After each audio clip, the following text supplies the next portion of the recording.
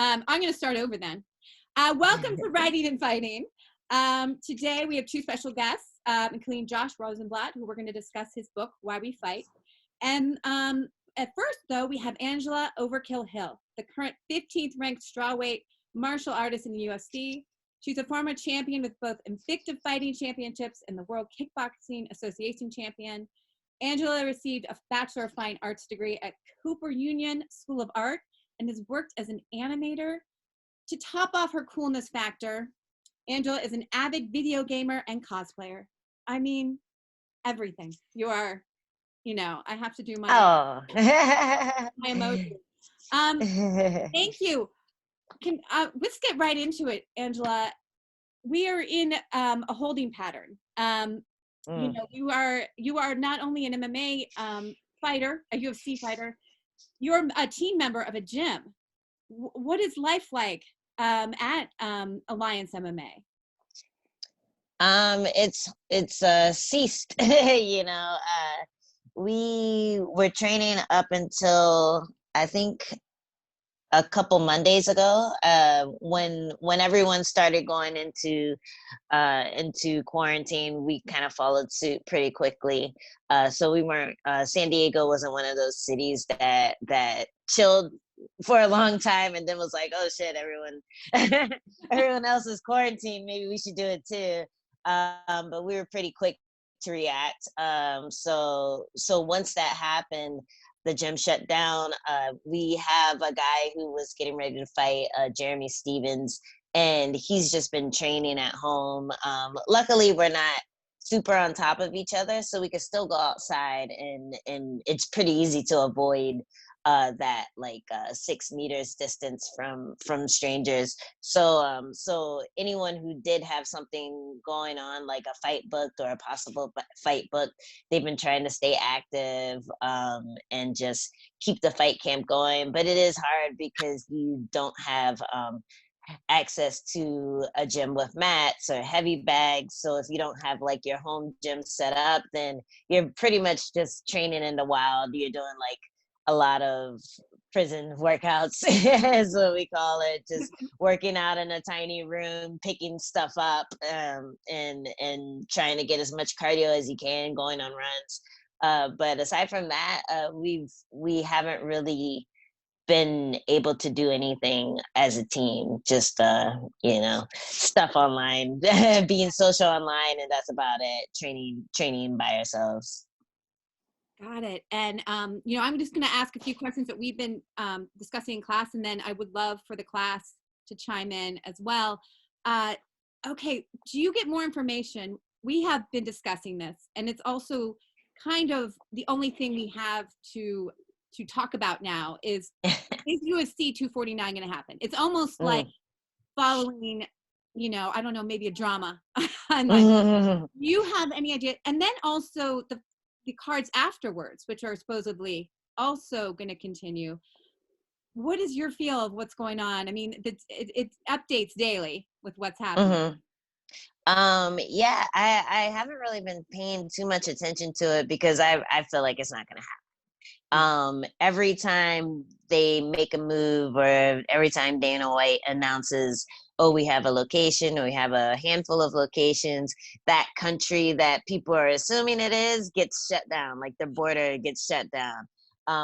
When they were trying to get Khabib to fly out to somewhere, I forget where, Russia got its borders shut down, so he can't leave.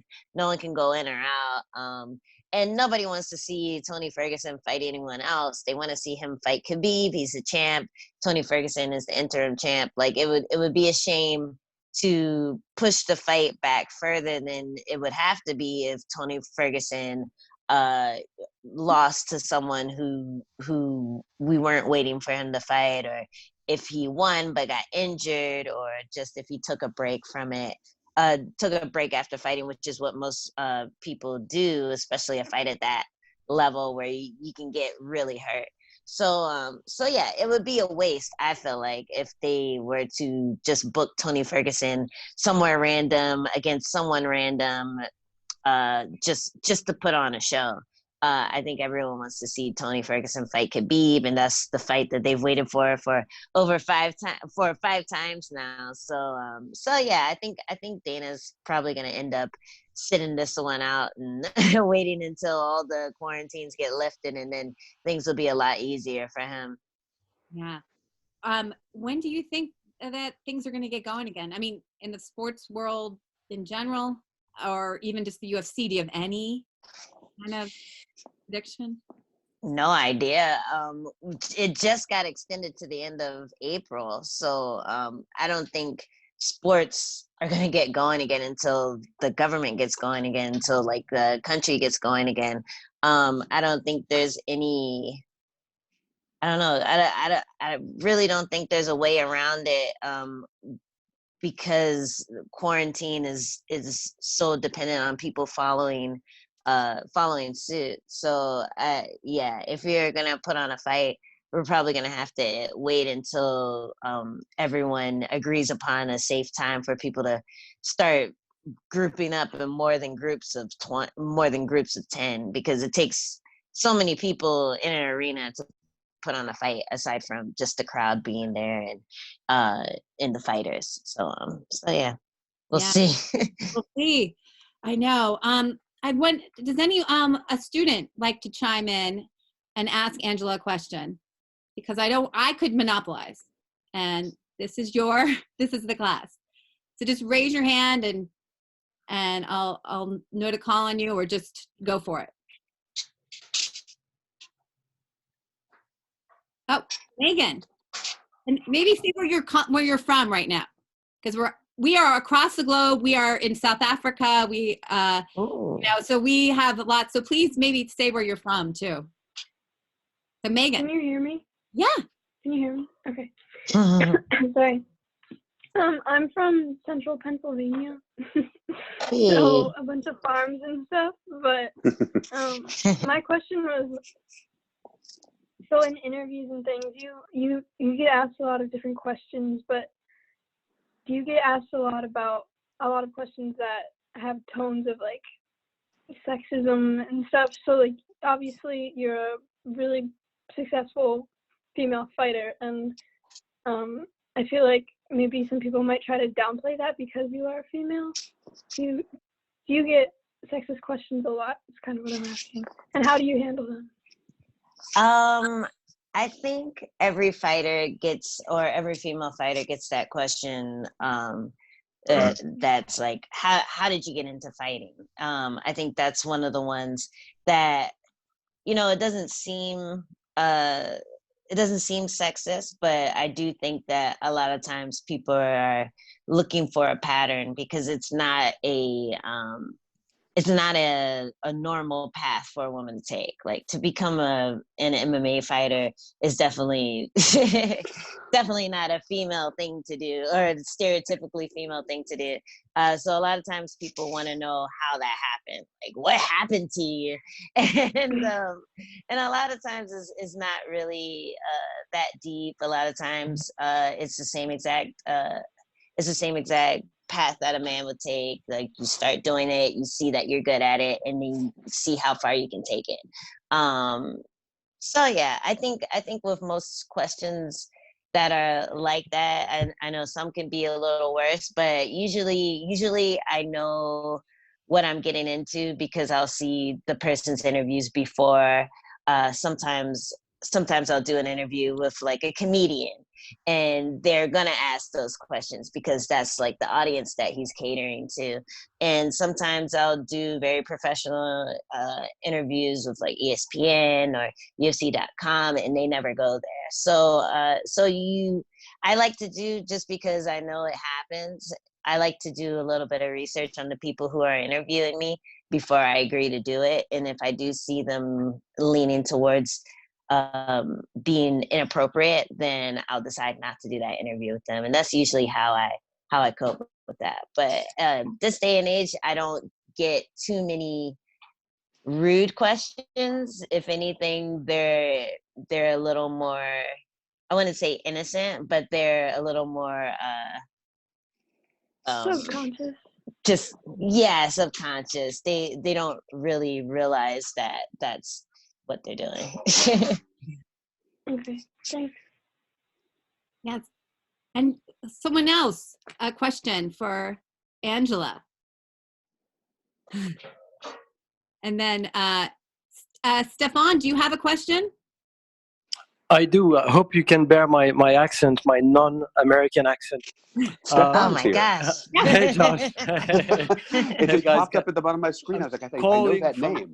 Yeah, calling from far away, so I'm hoping there's no delay and you guys can hear me okay for me to ask a question. Correct? Yeah? Okay, good. So I'd like to extend on your comment about prison training. Is that how you coined it? Yeah. Yes. Yeah. Because a little more fun than actual prison training. Okay, because my observation from here is almost as if coronavirus was a time machine, taking athletes back, especially MMA athletes back 20 years ago, when people recount that they had to drive around to different gyms to train for each discipline, grappling and striking. And now with people all being grounded, and I will reach my question now, the fact that you cannot train cross-discipline, I guess it's difficult to grapple at home on your own, and sparring is not happening anymore. And as any practitioner knows, sparring helps your timing a lot. So do you think that if this was to last more than another month or two, it will become a sort of equalizer among top 10, top 20 athletes? Do you think there's a chance that some athletes will lose their timing, some others will catch up with the leaders of the pack? I just wonder how that could impact the current rankings even. Right out the gate, I think a lot of people are going to have less conditioning than they would have if they had been training. But when it comes to the knowledge that they've been learning throughout their career, a month off isn't going to change anything.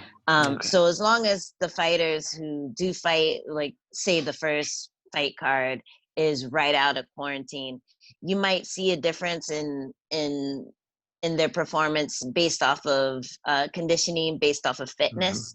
But I don't think it would affect how they would actually perform if they are in top shape. So that does take a while to get. For some athletes, they like to have a certain amount of time to get back in shape, like maybe 2 months or something like that. Some people can just jump right into it, go as hard as possible, have a better training day than they would have if they were training for 2 months. So it's really up to the athlete. But we're definitely not going to go back to UFC 1 where you have like kickboxer versus grappler. No. Like that's not going to happen. We're not going to go.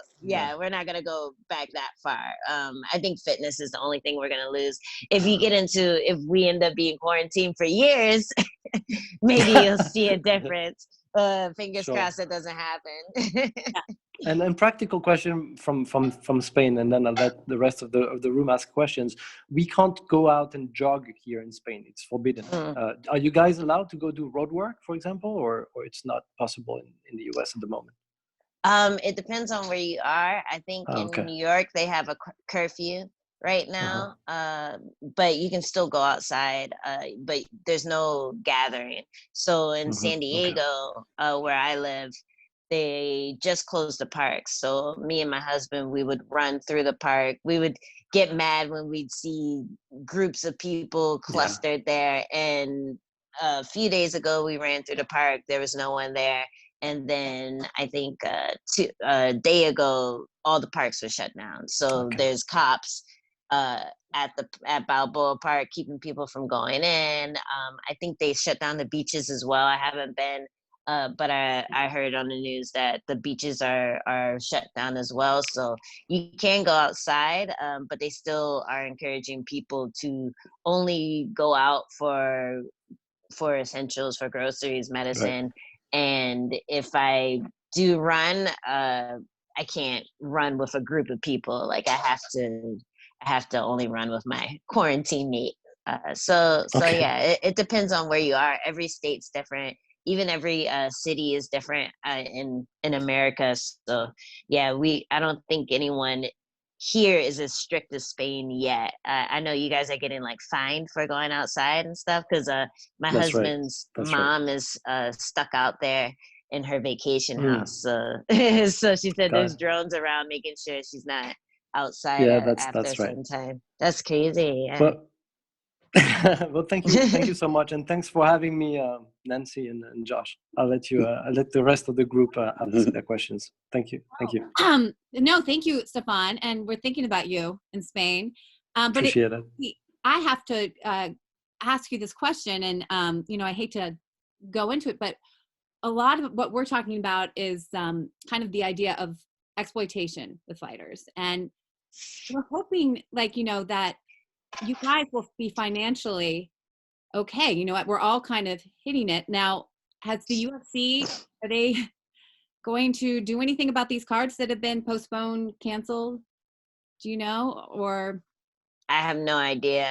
I'm hoping that some people get thrown some money. The UFC, they don't really talk about it a lot, but they do have a lot of undisclosed bonuses that they'll send the fighters every now and then. So my best guess is that they've probably sent a few to people just who are struggling, who are really counting on that paycheck. But it's never guaranteed. So I think that's the scariest part about being in a time like this, especially when you're one of the lower ranked fighters who don't necessarily make a living per fight. If you're banking on that fight, you haven't fought in a while, you're like, even if I just get my show money, that's going to be enough to survive to the next fight. And then this happens. Like, I really feel for those people who are suffering right now financially as fighters. So it's a tough one, and I'm hoping that the UFC is taking care of them, but there's no guarantees. We don't make salaries. We are basically contractors, so we make money per fight. And I know Bellator, they canceled their fight card on the same day or on the same weekend that UFC put their last one on, and Bellator paid everyone their show bonus, so that was pretty cool. And I'm just hoping that the people who are scheduled, who, especially if they need it, I'm hoping that they get something thrown their way so they can just make it through this crisis. And usually if you speak up, they help you out, but a lot of people aren't going to do that, so I'm hoping they just give it to them. Yes. Well, no, I hear you on that, especially because if you've already done a camp and put money toward training, if you have to do it again, I would think that uncertainty, well, I would hope it would lead to change, but, we talked about this at the symposium about it's a hard thing to galvanize. And, but, we're thinking about you, and, especially since you're like the gyms are closed where your other source of income. I'm telling you, Angie, I think you should have your own show. I would pay money just to watch you do your what do you call that? Wartime training. Or my I know I watch you do on what is it, Twitch? I'm cool. You're making me cool because I know about these things. Yeah. But we'll see. I just we respect you guys. This class is all about how fighting has been around. We go and we read the Iliad, and we read other texts to understand that it's part of human nature, and but it also, you learn about aspects, like we talked about a female boxer from the 1700s named Elizabeth Wilkinson Stokes, to understand that it's not just that women are now fighters. It's we got to understand society and what's going on here. Anyone else? I don't mean to take over because it's just great. Oh, Atticus, please. Hi. So I know that when you're training for a fight, you're probably going to tailor it depending on who you're fighting for. Like I know your last fight was against, I think, Luke Boonmi, who's like big Muay Thai fighter. So how do you kind of like tailor, or how does your coach tailor your training camp to address certain styles or things like that?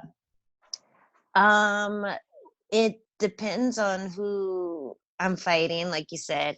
It also depends on what I've been working on, especially if there's been a large gap in training. I'll usually start focusing on certain techniques, like I'll start working on a certain submissions, a certain striking technique, some footwork things that I think will change my game. So if I'm having a lot of success with something in the gym that after my coach watches film, he goes, oh, that's gonna work on this girl, then we'll drill that like over and over and over again until it becomes second nature. So that's usually how I implement new techniques into my fights. I'm usually not doing something super fresh in a fight because it doesn't come out naturally. But if we can find something that I already do that's working in the gym, or that's worked in past fights that the person I'm fighting is open to or looks open to, then that's what we'll kind of tailor the training towards. And a lot of times you don't even see that stuff in the fight just because they're so unpredictable, but that's usually the plan going in. Cool. Thank you, Atticus. Anyone else have a question from for? I have a question. Just for like besides this coronavirus thing, I was just kind of wondering like what a day of your training looks like a normal day, not like a normal nowadays day. Not normal outside day.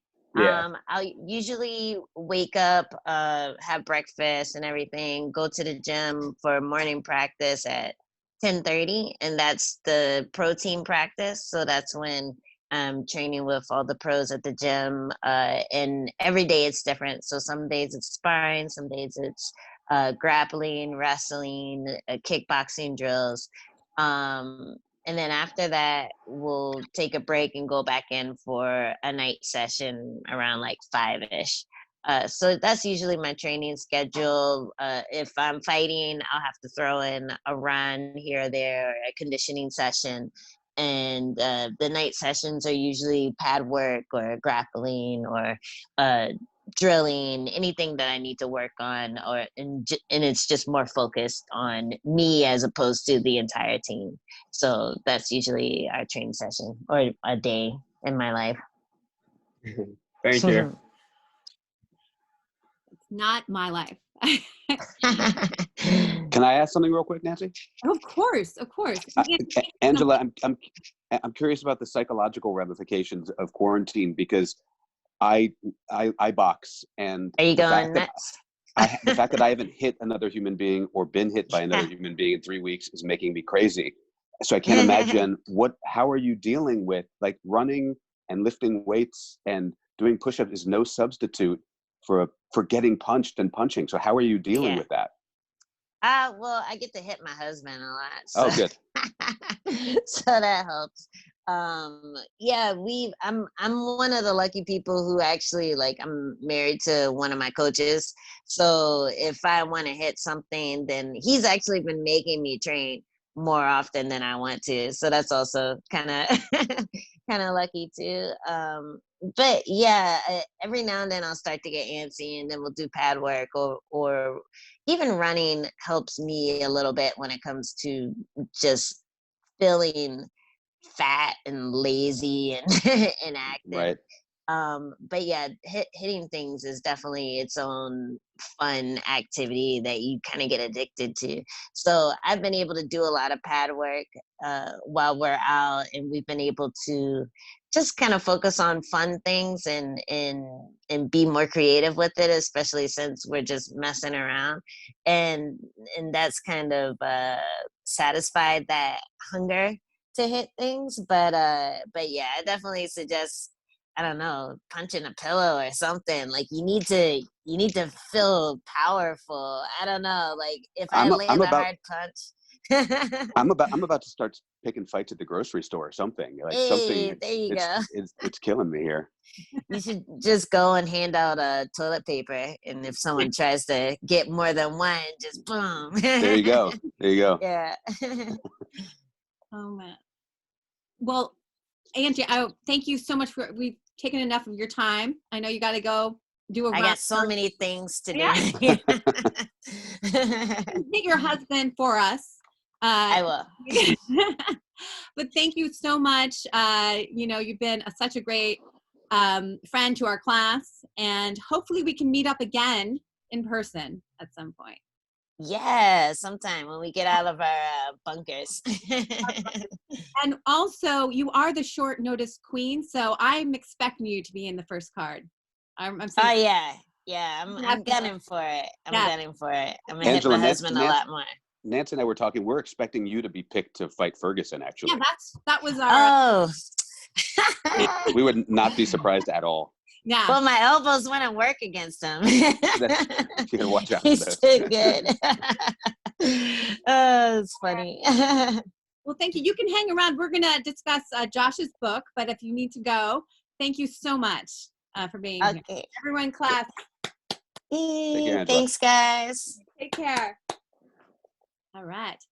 So, Josh.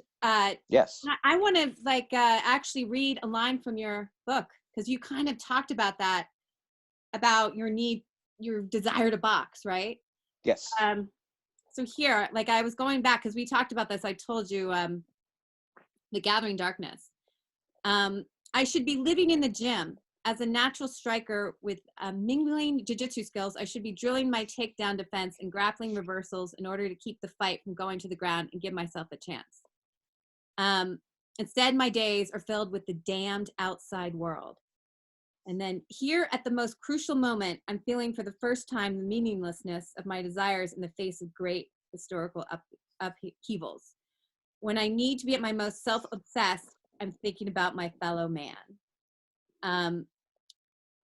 That's something I think you brought up. How can athletes of any kind be focused on their game if the world is changing every single second? It's a very good question. I don't know. I'm not an athlete, but it's hard enough being a writer and trying to think about, right. I mean, I've kind of felt this way for the last couple of years, the political situation being what it is. Like it's a lot of times it feels completely like insane and absurd to write about something like cage fighting when there's, fighting in the streets to be done and political stuff to be writing about. But I don't know, as Angela was saying, to a certain extent, it's the thing that keeps me sane, right? Or it's the thing that keeps people sane. I don't, again, I'm not a professional athlete by any means. I can only say that, for example, for me, for writing about fighting, it's the thing that sort of keeps me composed enough to handle the world. It's not a way to deal with the world, really. It's a way to understand the world, I think, or at the very least, it's a way to view the world. But without it, if I didn't have boxing in my life, if I didn't have writing about boxing in my life, I wouldn't be any good to anybody. And I would still be paralyzed by the state of the world, but I wouldn't be able to function in my daily life. So I would imagine that's how a lot of athletes view it. It's like they're kind of, again, they're no good to anybody if they're just sitting looking at the computer, paralyzed by the state of the world. Yeah, no, I completely agree. And feel free, you guys, to chime in. This is, a roundtable discussion. Yeah, please ask me anything, guys. Yeah, I'm happy to talk. Because for me, I also think, I don't know about, and please, class, chime in here. With the loss of the NCAA tournament, NBA, and everything, the Olympic trials, the Olympics, do you find, I almost find that people were all also watching these task force briefings, we're tuning in to cable. I am a little bit more than I ever do. Do you think that we're maybe getting charged because we don't have something to root for? We're getting charged? We need something to place, I don't want to say distract, but what else is the loss of sports doing to our culture? Right. That's a very good question. Probably an enormous amount. You're right, in terms of distraction, in terms of the sort of proper and reasonable transference of like partisanship and anger and grumpiness and passion and fear and all that. And I think sports are probably great receptacles for all that sort of thing. It's a sort of a safe place to put those things. But to be totally honest with you, this all is so unprecedented, and I feel just as lost as anyone. I can only say that, as you know, with the MMA thing, there's no doubt that I miss being able to watch it, and I think that something is missing from my life, and a distraction is missing from my life. I'm much more concerned and much more repulsed by the attempts to actually put on fights in this situation than I am my own personal desires to see them go on. Nancy and I have been talking a little bit over text, and like the fact that the UFC is even trying to put on fights in this climate is so maddening that I would rather the promotion disappear forever than to see them succeed in actually putting on sporting events in the middle of a global pandemic. So it's screwed up everything, Nancy. I mean, like I'm sitting here wishing for the UFC not to exist when MMA is my favorite thing in the world because of what's going on. Yeah. No. Does anyone else have anything to say about? Go ahead, Tessa. I think what you were saying about it being a distraction, that like even if people are from different sides of the political aisle, they can still root for the same person, in an MMA match. And now that person's not there anymore because they can't be. And so it's even more divide, I think. That's a very good point. Yeah. It might amplify. We'd have those things that would sort of bring us together that when nothing else would. And now all you have is your political affiliations. Exactly. I kind of think there is this divide with, and it's politically divided, team science and then team economics, right? And I feel, and that usually splits also party lines, but we don't have, sports to talk about in the middle, right? And to kind of allow us to have that neutral territory. Yeah. I don't, have there been, like, I don't really follow anybody on any sports platform or on any platforms, but are there people in the MMA and UFC who have come out and been like, we're going to support, food drives or stuff like that? There have been. The UFC heavyweight champion is actually, in addition to being a fighter, is a firefighter. So he has already come out and said that he won't fight even if he was offered a fight right now, because he's just he's too focused on being a firefighter and being a first responder. I don't know what else fighters have done. I know lots of, it's a lot of basketball players and stuff have done remarkable things in terms of paying, donating money to paying arena staff and that sort of thing. I don't know if it's so much, this is the problem. I mean, it's such a complicated situation in so many different directions, and it's even hard to ask someone like Angela this question as a fighter herself. But the fact that MMA fighters and UFC fighters are not unionized puts them in an extremely compromised position in a situation like this. They've always been in an extremely compromised situation, but this is just amplifying it, because you have a bunch of fighters who are not getting paid, and they don't know when they're going to get paid. And they're kind of at the mercy, they're absolutely at the mercy of the president of the UFC, who is trying his best to put them and the world in a compromised position by having them fight somewhere. Meanwhile, you're seeing sports like in football and basketball and baseball, where you have union and collective bargaining agreements, where those athletes, their careers and their lives are not at risk. They're not being put at risk because they have a strong power base themselves.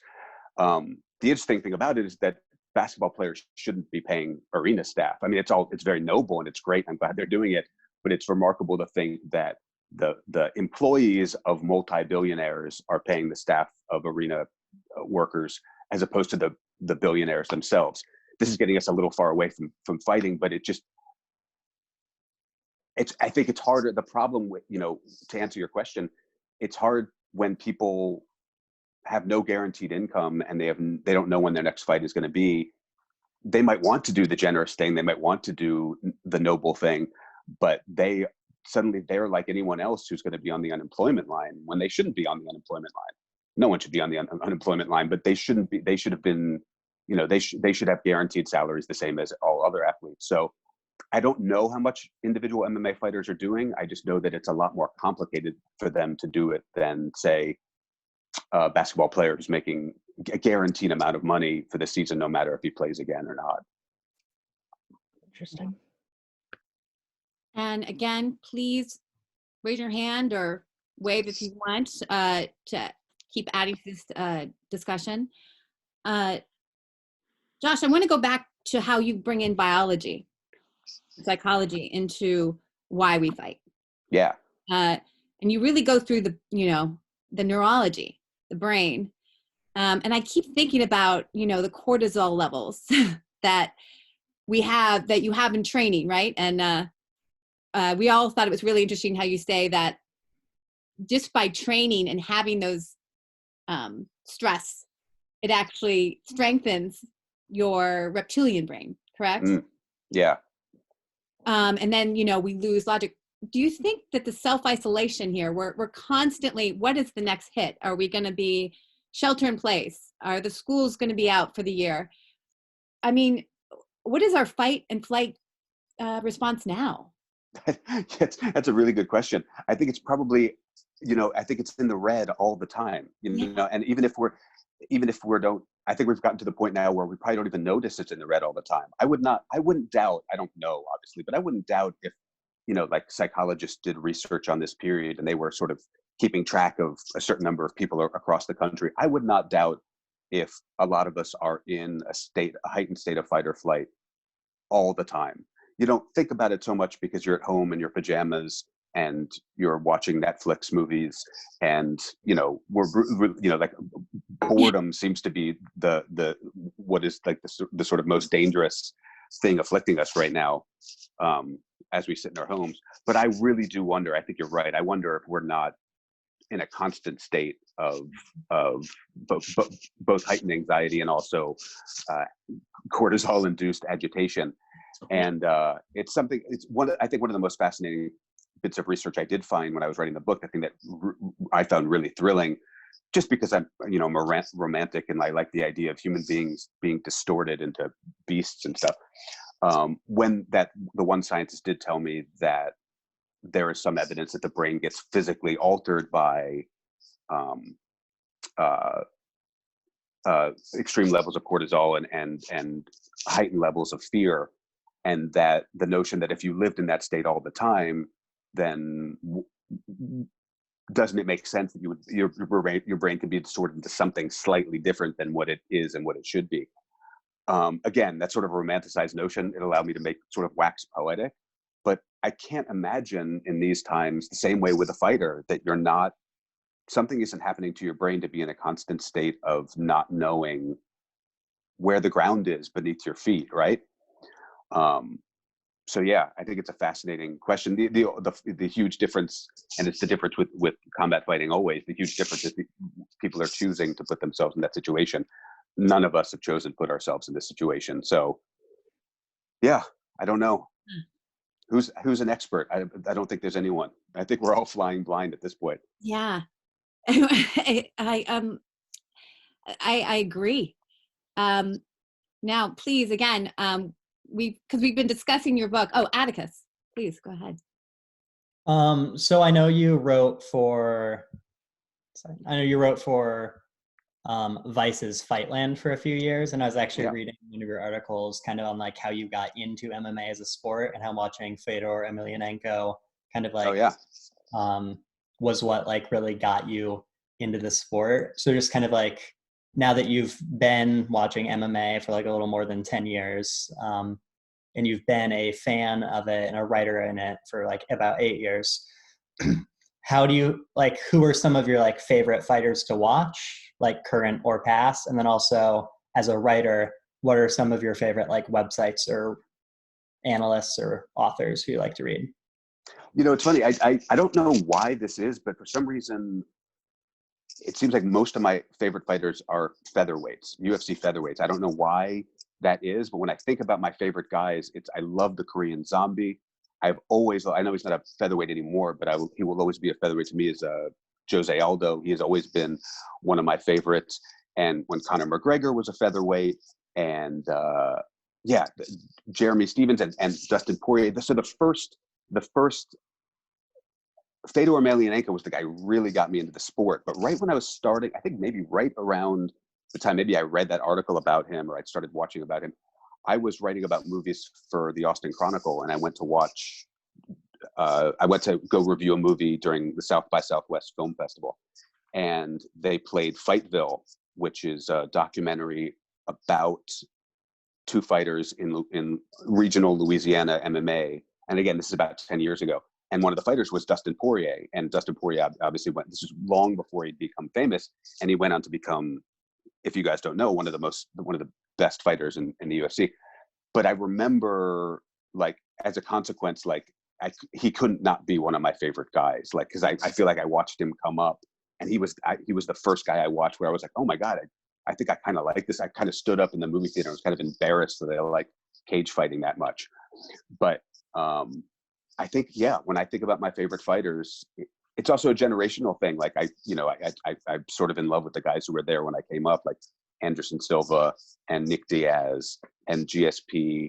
But yeah, those tend to be my guys. And just from a psychological, literary standpoint, both the Diaz brothers are just, the way those guys carry themselves, they're too fascinating not to be in love with. When it comes to websites, I read websites for the news. Like I'll look at MMAfighting.com and follow Reddit and stuff, but I don't read a whole lot about MMA. I keep up with the news. Like I know what's going on in the world of MMA. I check the sites every day, but I don't read a whole lot. The guy that I've always found the most fascinating is his name. I think his name is Kareem Zidane.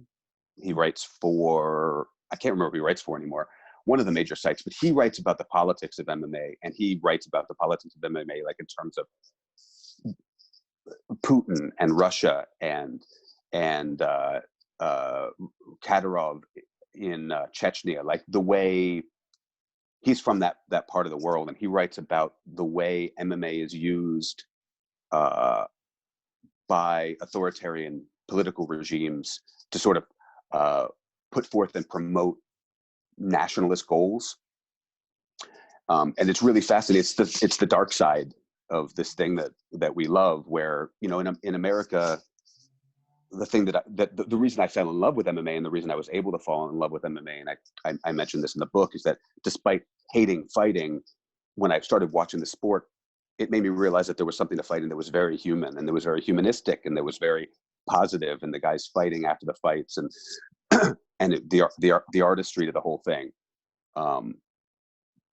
What you have going on in Russia, what you have going on in Chechnya, what you have going on even in certain Arab countries that are also dictatorships, it's a tool to promote a very masculine notion of nationalism, and to sort of act as a deterrent and proof of toughness on the world stage, which I find repulsive in all ways. So it's hard to read his stuff, but I think by more than anyone, by a large distance, he's writing about stuff that's compelling outside of, for you and me who love the sport, we're obviously going to read articles about what Nick Diaz is doing or whatever's going on. But in terms of like really compelling journalism that has meaning outside of fandom, I think he's probably the only one. Yeah. I think Kareem Zadir is on Bloody Elbow. Is he Bloody Elbow? I think. Just look him up on Twitter. But yeah, thank you, Josh, for bringing him up. Because Josh and I got into this research project when the Ruiz Joshua 2 fight was happening in Saudi Arabia, and that was a rabbit hole. Yeah. Right? That you find that unfortunately combat sports can be, politically weaponized, and we'll talk about this with Thrill in Manila and with Rumble in the Jungle, where 2 fights, Ali Frazier, Ali Foreman, that dictators brought just to kind of they whitewash their countries, and to say, well, we're putting on the heavyweight championship of the world. We are, this is a great thing, and our country is great. And then you find out that Foreman versus Ali, that took place actually on top of an arena where they had political prisoners in the basement. So it shows you how, history, and that's why there are, I don't know about you, Josh, or Angela, please chime in here. When they were talking of moving this outside the US, I was wondering which country would take it on, because that country is basically using the UFC to maybe show like we're, to do a political move, possibly. Did you have that feeling? Yeah, I mean, it's true. I mean, I never bought that this fight was going to happen. It's just, I don't believe Dana White, and I don't, you can't get past a pandemic. You can't bluster your way past a pandemic. If Donald Trump can't bluster his way past a pandemic, Dana White wasn't going to either. But when I did think about it, like, there are definitely, you're seeing it now. You look at a place like Brazil, you're seeing a strong-arm dictator acting as if he and his country are too strong for coronavirus. Yeah. I hate Bolsonaro. Yeah, he's the worst. He's someone who's just as bad as the guy Orban in Hungary, who just yesterday, he's been a dictator in Hungary for 10 years, but just yesterday he used, under the cover of protecting his people from coronavirus, the legislature just voted to essentially make him literally a dictator. He can now rule by decree. But it's the same kind of thing. You could see someone like that sort of, there's no such thing as a dictator who's not a tough guy. And there's no such thing as a dictator who doesn't see the political value in aligning himself with tough guy activities. So if you can, when I gave 2% chance that this fight would go on, you're right, Nancy. I had the thought that it would go to some country where there was a male autocrat who saw the opportunity to use both people fighting in cages and ignoring medical advice and to prove that they were tougher than this thing that everyone in the world is falling prey to. It's, but it just, even dictators have to bow before, viruses. So in that regard, it's not the worst thing in the world. Or you said it would go to an outside country, or Florida. It could go to Florida. Then you have your American dictatorships. Exactly. Yeah. No, I heard in Mississippi that the governor made every type of work, including bars and gun stores, are essential. He I think I read that somewhere. So well, yeah. I mean, it's just like it just provides opportunities. It's maddening. I mean, nothing could be more maddening than people flouting social distancing guidelines, especially for political reasons, because it affects everyone. I mean, it's like it's not just maddening because you might not like guns or you disagree with someone politically, but like this is our health. It just drives you crazy. And it really drives you crazy when you love a sport and you want to love a sport, and it just makes it so hard. It's so hard to love MMA. It's always making it hard on you. I don't know why it does that. You're telling me. I know. I can't even imagine what it's like for you, Angela. Can you talk about that, Angela? About MMA being hard to love? Yeah. I don't know if I should. See what you did, Angela? I mean, that's part of it. Man, I don't know. I'm very left wing type of person, and it's not it is. I think somebody said it earlier. One of the girls said it, that MMA is a good place for people to root for the same people, even though everywhere else in life they don't align. And I find that with the majority of MMA fans, I feel like my beliefs don't align with theirs. And it's gotten a lot better, but even recently, like I posted a picture on my Instagram of my brother who got married to his husband, and I really didn't think that it would get the reaction that it got. But I blocked more people than I've ever had to block before, because there is a lot of homophobia in MMA. There's a lot of sexism in MMA. There's a lot of racism. So it's a really tough sport to be involved in when you are the type of person who wants to get past these like kind of archaic masculine or very American ideas of like, oh, this is what's right, you know, and it's just very, very old school, I feel like. So when the whole like "Make America Great Again" propaganda started, I really felt like it was speaking to a lot of the MMA fans, just because that's the experience that I had seen. Like, oh, these guys are very much set in keeping things very conservative, and yeah, it's hard for me to be such a fan of the sport, because I do love the sport. I feel like, I don't know, it's just a great sport. You know, it's brutal, it's raw, it's basically what every other sport is mimicking. Like every other sport is mimicking some kind of battle or war. But in MMA, it's just that. It's just a fight. So that's what I really love about the sport. And I played other sports in like high school and stuff, and they never really captured me as much as MMA did, or as much as fighting in general did. But it is hard when you get into the type of crowd that type of sport caters to a lot of time. And I think it's just a matter of time before it becomes more mainstream. And it is, like, you have celebrities going to fights, and you have Conor McGregor going to boxing, and that brought a lot of boxing fans into the sport. And you have like these different things that are making MMA more mainstream, and when things become more mainstream, I feel like a lot of times people like me start getting into it, who would have thought that, oh, this thing is too brutal, it's too scary, like I don't like seeing people get hurt. It's becoming more of a norm, and so that's kind of where we're at in the sport. Like we're like right on the cusp of it becoming a norm and less of a underground kind of fight. How long So until you think it happens, until it becomes mainstream?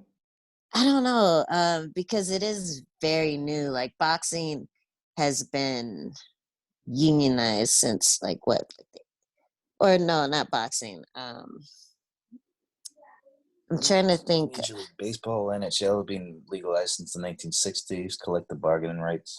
Yeah, so in MMA just came out in the early 90s. So I think it's going to be years. Like I'm going to be long retired before we're getting paid properly, before we're unionized, all that stuff. But I do think it's on its way. Like it's growing faster than any other new sport that's been introduced in recent history. So it is going to happen, but just not yet.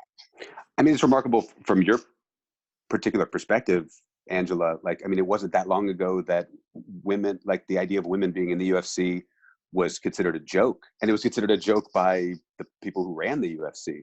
And now, I mean, this is one of the reasons, you know, you love it, you hate it, you love it, you hate it. But one of the reasons I do love it is like, it seems like it's on an accelerated timeline in some ways, that it went from no women in the UFC to kind of like women are some of the most famous fighters in the UFC and put on some of the greatest fights in the UFC. And it's like people don't even talk about it being the greatest women's fight, maybe, as it was. They just, oh, that's one of the greatest fights ever. Like, it was interesting watching the discussions about the most recent Jan Jacek Zhang Wei Li fight, where like there was a discussion on Reddit, which is obviously a cesspool, but like people were discussing, oh, is this the best? Why are we calling it the best women's MMA fight? It should just be the best. It's best MMA fight. And I was like, wow, what an enlightened discussion to find on a cage fighting Reddit, board. Yeah, the last place. It almost warmed my heart. Yeah, almost. Especially looking at other sports that women have not transcended that. Even women's soccer is still fighting for. Oh yeah, and they're 1,000 times better than the men are. I know. So how incredible that a sport that we've mentioned has this masculinity, even the potential to be toxic masculinity if weaponized, that women in such a short time frame in MMA became such a large part, and are continuously on headlining events. And I think also female viewers, the fans, so much more, many more women.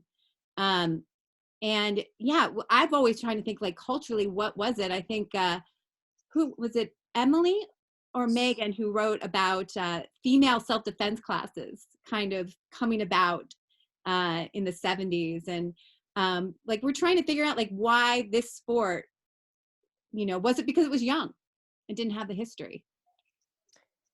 I think just being on the same platform as the guys has allowed us to just kind of shoot up when it comes to visibility compared to other female sports. And I mean, what other space can you really do that in? Like, you can't throw a women's soccer game in the middle of a men's soccer game.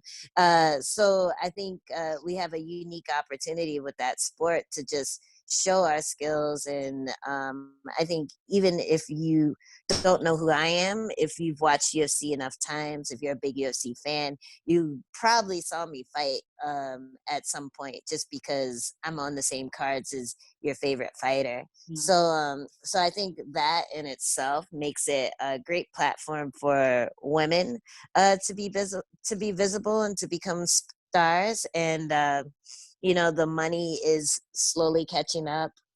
But I do think that there's a lot of potential to make a lot of money as a woman in the sport compared to a lot of other sports where you're not really being seen.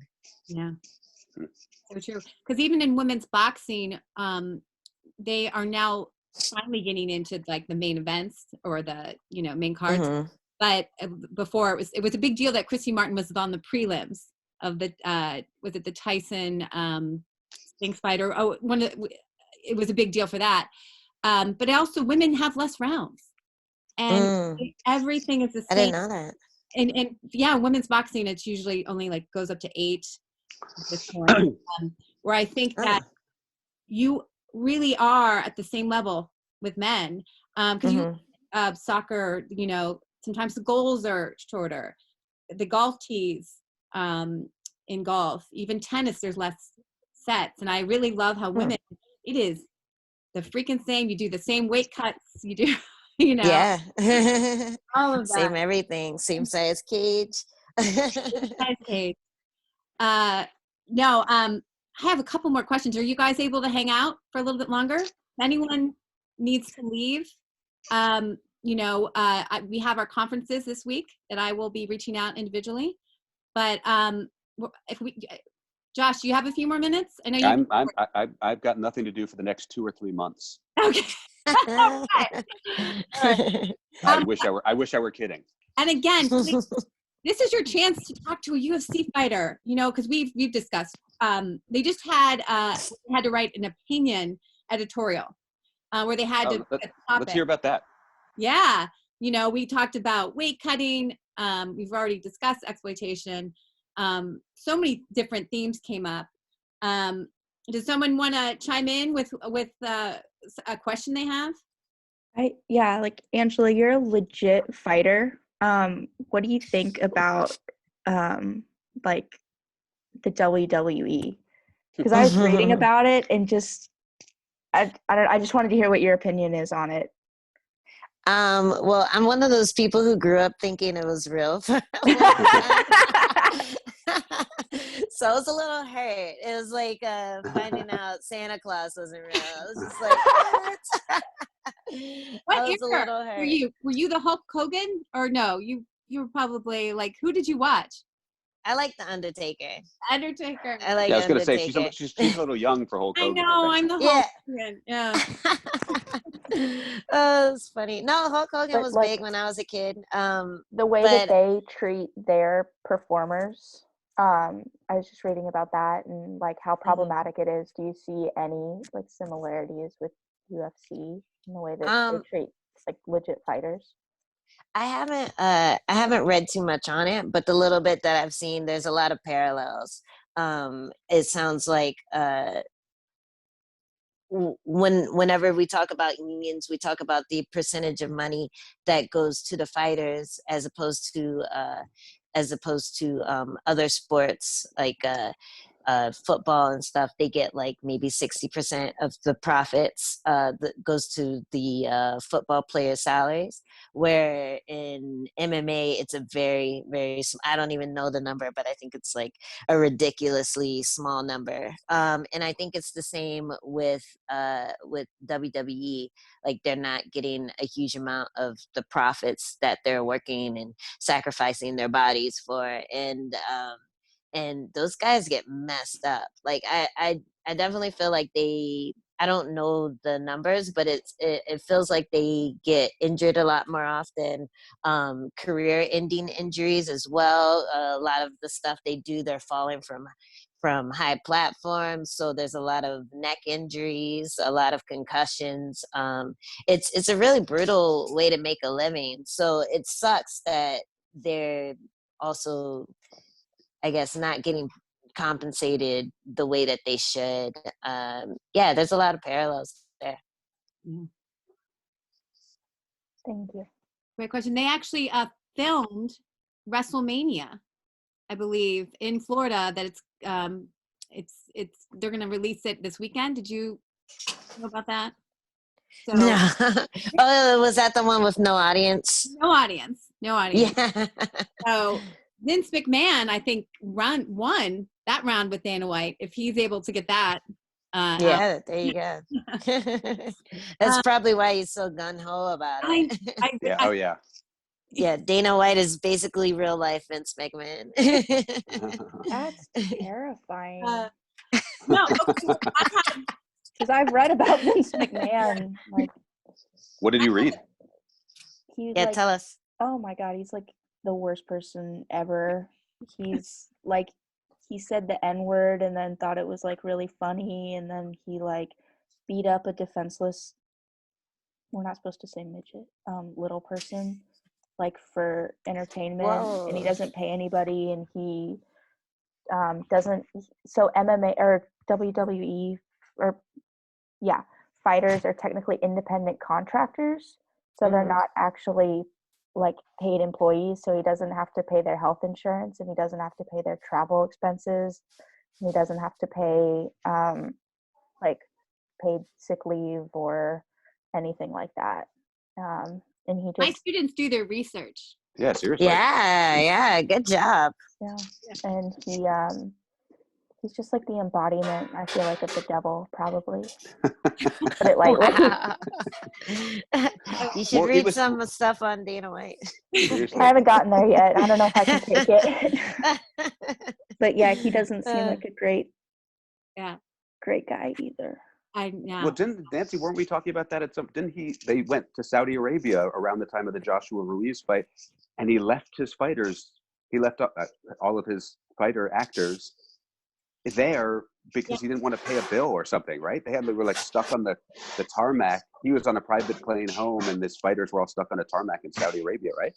Yeah, no, that was that was the one where Fury was there, Tyson Fury, and it was this big thing. This was in November, and Saudi Arabia had not paid the bill for WWE, and so Vince McMahon cut the feed off from the country, So that's when Saudi Arabia, to retaliate, held the fighters on the tarmac while Vince McMahon and like some of the other VIPs got out on their own plane. So, allegedly, you know, but it was galvanizing because the fighters who were left on the tarmac were tweeting like, "This is unbelievable," you know, obviously much more expressive language.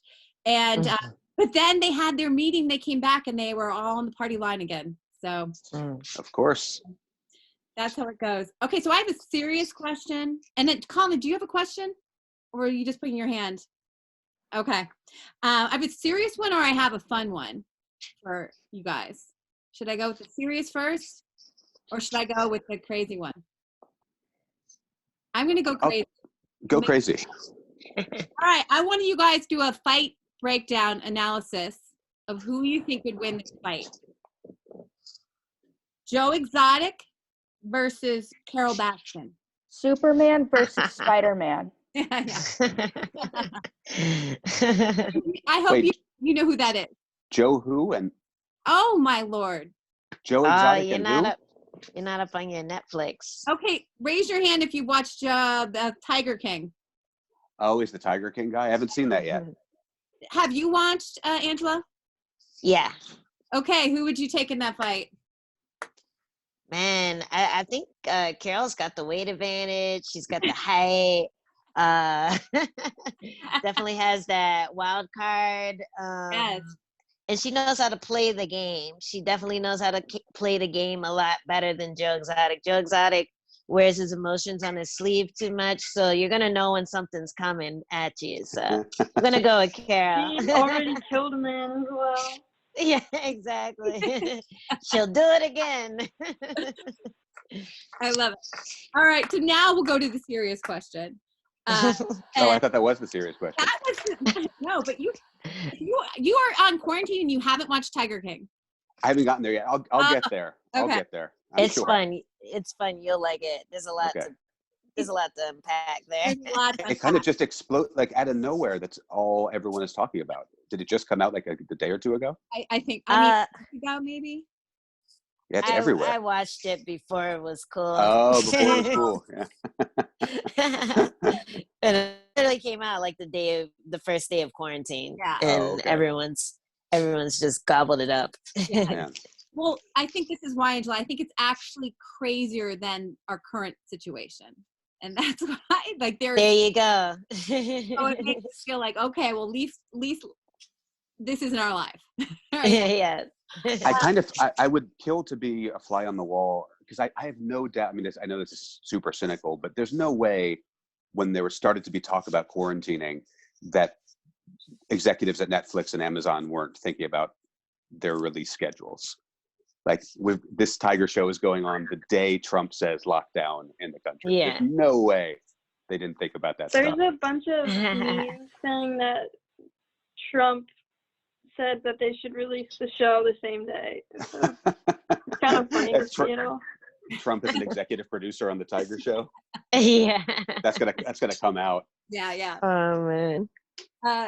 Okay, well then, I have actually two more questions here. I'll start with, I'm going to read your Latin quote here, Josh, from... I have a Latin quote? You do. You have a whole chapter. Memento Mori, chapter 5. Oh, okay. Media vita in morte sum. In the midst of life, we are in death. And you bring this up for many reasons, but we really had a really big discussion in class about this because you seem to be trying to understand how a whole generation, being a Jewish American, how you've been kind of taken away from violence, right? You can speak more to this. This is and how that was maybe why you were searching it out, because you hadn't been able to really get in a down dirty fight, I guess, or really understand, because we've been in these sanitized strip malls and everything has been we haven't had to battle it out in many ways. Right. So can you because we were wondering, I think a lot of us were trying to figure out which side of the camp are we in. Are we, do you need to have that, meet that brutality in life to really understand life, or is it better to be civil and, you know, walk the line? So. Right. I mean, it's definitely better to be civil. I mean, it's for the sake of everyone, it's definitely better to be civil. I mean, that's the great thing about MMA, right? Is that it's you know, there's that great Muhammad Ali quote where he was, you know, he's doing speaking tours on college campuses when he was not allowed to box during those prime years because he refused to be inducted into the military. And he was speaking at Harvard or something, and you know, one of the students got up and who was an anti-war protester, and he said, "How can you stand up there and advocate for the violence of boxing when you're speaking out against the violence of war?" And Muhammad Ali said, "Boxing has referees." And that's kind of how I feel about MMA, is that it's like this environment where you can indulge in parts of yourselves that are extremely uncivil. They're anti-civil. It's in some ways the most anti-human thing you can do, and indulge these parts of yourself that are there, but it's not, you're not doing it on the streets. You're not doing it in society. You're not doing it in civilization. So the answer for that, at least, is, you know, we should be as civil as we possibly can everywhere, but in a cage or a ring. But I know that I can only say for myself, and I'd be very curious how Angela feels about this. What you know, what percentage of being a professional fighter is athleticism and desire and drive and competition and the whole thing, and what percentage of it is this need you have had to feel and grapple with to harm another human being? Because it's not like, you know, fighting is definitely a sport. MMA has become more mainstream, and it should become more mainstream. But at the end of the day, you know, cage fighting is not soccer. It's not even football. It's not tennis. There's that other thing there. And I know that for me, being raised the way I was, the idea of indulging in violence wasn't on a daily basis, giving voice to your violence and your anger and your hostility was not only like considered, you know, bad form in terms of walking through the world, but being raised Jewish in the late 20th century, really being raised Jewish at any time in the last 2,000 years, there's been sort of a balancing act that's gone on between responding to violence and with violence, or choosing to view violence as something that the quote unquote other engages in. That is, there's sort of a wrestling match in Judaism that we tend to believe that violence is something that is not Jewish, that it's something that the other groups do to us. And that wrestling match was always there for me, because I was taught to believe that in all cases violence is wrong, but at the same time I was taught to understand that my people were made nearly extinct by violence. So that was always in my head, and it was always in my body, and it was always in my conscience, and I could never quite sleep well with it entirely, until, and it's still difficult, but it wasn't until I started training fighting that I was able to tap into something and acknowledge in me what I would consider anger over like an inherited collective trauma, that something was done to my people. It wasn't done to me. I've been fortunate enough to live a very peaceful life, but it was done to my people. And I think there's something to the idea that you inherit traumas in this life. Mm-hmm. And I think that the realization I had is that you can go too far with tamping down ugly instincts. And I think maybe, at least in my world, in the kind of Judaism and the kind of America that I was brought up in, the instinct was to tamp down that instinct of violence and pretend like it wasn't there. Mm-hmm. And as a consequence, pretend like you weren't angry over things that had been done to you. So when I started going to fighting classes, almost immediately, it helped that I was going to Krav Maga classes, which is a martial art designed to beat up Nazis in the 1930s. That helped. But almost immediately when I got into fighting classes, it was like there was the thrill of just fighting and expressing myself physically and sweating yelling and the whole thing. But also there was a real cultural thing that was being addressed for the first time ever, that I acknowledged for the first time ever, that there was a deep-seated, lingering anger and hostility toward the world based on the near extinction of my people that I had never given voice to before, and that could only be given voice through the body. Like, you can only write so many ironic film reviews or cutting political blogs to satisfy whatever that thing is. And I just reached a point in my life where it wasn't being satisfied by that anymore, and I needed to hit something, and I needed to be hit, which is why I asked Angela how she was dealing with these weeks off, because all of a sudden, for the first time in 10 years, I'm not getting hit and I'm not hitting anything, and I don't like it at all. But I don't know if does that answer your question? Yes, it does. Angela, I'd love to hear your opinion on how violence actually, we have this subconscious, or that you say it's actually like a heritage that we acquire, and how MMA has factored into that, if that is something that is part of your MMA kind of story. I'm trying to think, well, I think everyone's a little different. I think a lot of fighters approach fighting in a different way. I do like the more violent approach. I feel like the person who wins the fight should be the person who did the most damage, should be the person who was the most violent. I think I've always felt like that's kind of what determines who the winner is of that fight. And I've criticized fighters who don't do that, fighters who try to point fight, fighters who take more of like, I don't know, like a sport style to it, where they say, oh, I hit you, I touched you more than you touched me, even though it wasn't a hard hit, I'm still scoring more than you're scoring. So some fighters take it the other way. Some fighters just try to use technique and elusiveness and scoring to win. And I've always been more of a, I'm going to hit you as hard as I can, and then if you hit me back, I'm going to hit you harder. And I'm always going to win that exchange of who's hitting the hardest.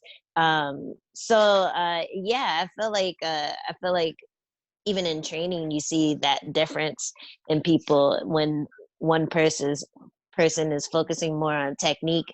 The other person is focusing on how hard can I slam this person into the floor, or how hard can I throw this punch? And it's definitely a difference in I guess I guess it's just a matter of preference. I think some people are more tapped into that side of themselves. Like if I'm watching Dominic Cruz train a technique and I'm watching Jeremy Stevens train it, it's going to look totally different, because Dominic is more of a cerebral fighter, whereas Jeremy is a brute. He's technical, but he's also aggressive and kind of caveman like, so it's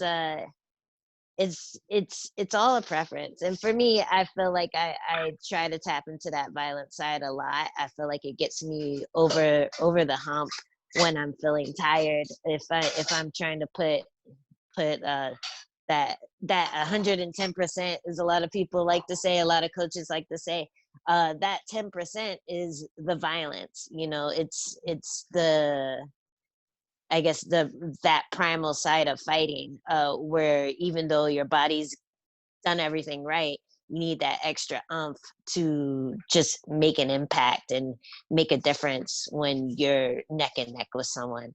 So the violent side is definitely very important, and it's what separates a lot of top level fighters. You look at people like, I don't know, people like Frankie Edgar, who have always been just really good at being a fighter, but then you see people who are just violent, who are just knocking people out, who are cutting people, who are slamming them on the ground. Those are the people who really, I don't know, just made the sport entertaining and brought eyes to it. And those are the type of people who a lot of times get, I don't know, who get celebrated are those people like the knockout artists and stuff. So yeah, it's a big part. Does that answer? I feel like I went totally off. Is it fueled by anger at all, Angela? Like does it have to come from someplace inside you? Like, do you have to summon anger and hostility to get there? It's different for everyone. For me, I do feel like I fight better angry. So a lot of times a lot of times like the problem is trying to get angry at this person who's just like you, who's just trying to show everyone what they've been working on for so long. And a lot of times you have no animosity towards that person. So you have to kind of make things up, like, oh, they're trying to take my money out of my pocket, or, like little dumb stuff. Oh, they're trying to beat me up, basically. And that's what gets you angry. So a lot of times when I do fight and I feel like I'm winning, it's hard for me to be angry at the person because I'm beating them, and sometimes that'll cost me the fight. So it's really important to tap into that anger. But yeah, for me, like you're not angry at the person you're fighting. As soon as the bell rings, you hug it out. You guys are cool afterwards. You'll even like DM each other afterwards or get a beer together at a bar. There's no animosity. There's no real animosity towards the person for the most part, aside from the like beefs that you see that get televised or whatever. But yeah,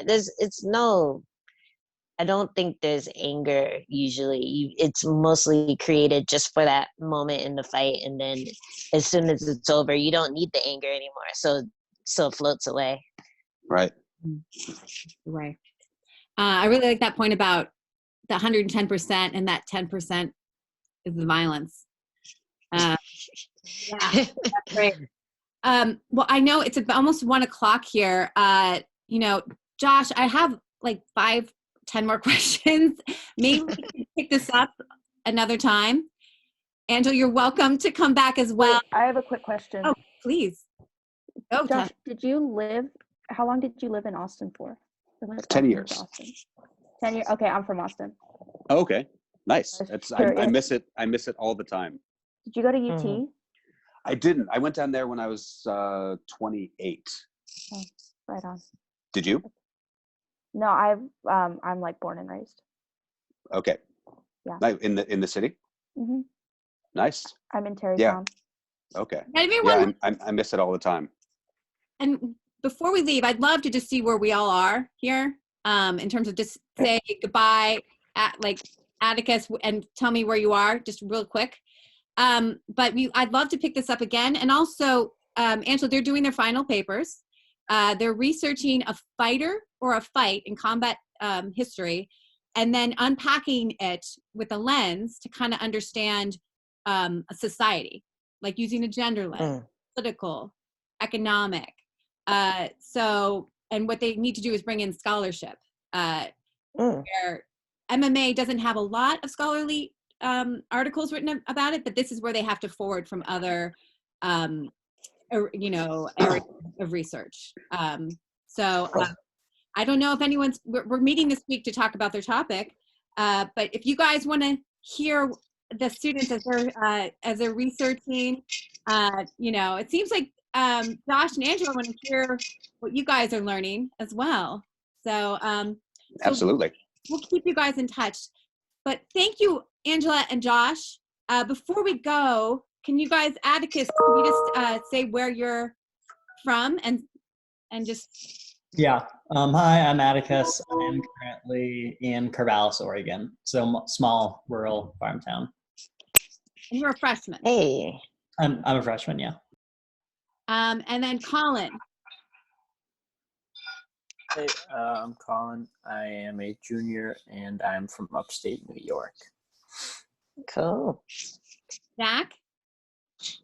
I'm from Burlington, Connecticut, a small town like the center of Connecticut. I'm like 45 minutes from Wesleyan. I had a bunch of swim meets there. Okay. All right. Nice. Mihal? Hi, I'm Minghao. I'm from China. I'm still in Maryland, USA. Cool. Megan? I'm still from central Pennsylvania. There you go. What year are you? Are you a freshman? I'm a freshman. Yeah. Gabby? Hi, I'm Gabby. I'm from Cape Town, South Africa, and I'm a junior. And Gabby was telling us they are in full military quarantine. Wow. That started, when did that start? Last week? Yes. Yes. How's it going, Gabby? Yeah, I'm going crazy. That's crazy. Military in the street? Or like, are there military members in the street? Yes. Yeah, policemen, the army. Wow. Well, good. We're so glad to have you here. Yeah. Thank you. Thank you. I wanted to ask a question to Angela. How did you get the nickname Overkill? Oh, it's a combination. It was a combo of the way that I trained, because every time I would go into class, I'd just try to hit as hard as I could. I'd try to kick as hard as I could. So everyone would call me like an overachiever. And then when I went pro, I was telling my friend, hey, I need a nickname. And I wanted to be clever, something that rhymes with my last name. And they said, how about Overkill? So that's kind of the origin. Awesome. Great. Tessa? I'm a sophomore from the Austin, Texas. Yeah. I love it. Mishan? Hi, I'm Mingshen. I'm from Beijing, China, and this is my third year in AU. Yeah. Hey. And you're in DC, is that correct? Yeah. Yeah, I'm in DC right now. Love it. Glad to have you. And Charlene, you don't have to use. Oh. Hi, I'm Charlene. I'm also from South Africa, but the other side of the country to Gabby, and I'm a sophomore. Right. Cool. And Stefan, do you want to chime in? Is he? Well, Stefan was our Spanish. Yeah. So I'm definitely not a sophomore. I'm a dad. I'm from Barcelona in Spain, and I'm very grateful. You guys allowed me to spend the best hour and a half of my day today.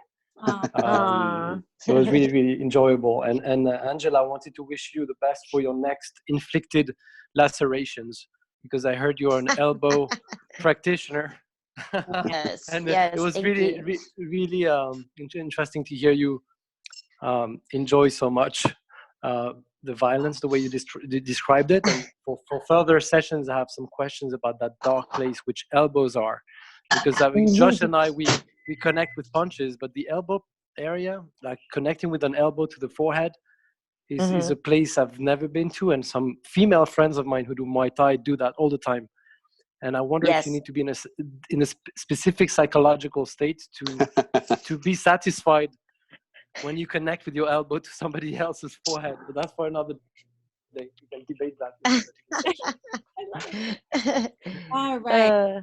Well, thank you. This has been my most enjoyable hour and a half of my day. I already can tell. And possibly week. But thank you again, you guys. Hang in there. We're all experiencing this, and I think we are the freaking luckiest class in the globe right now. So thank you so much. Thank you guys for having us. Thanks, y'all. Thanks for having us. Thank yeah. you. All right. Thank you. Take care. Thank you. Bye.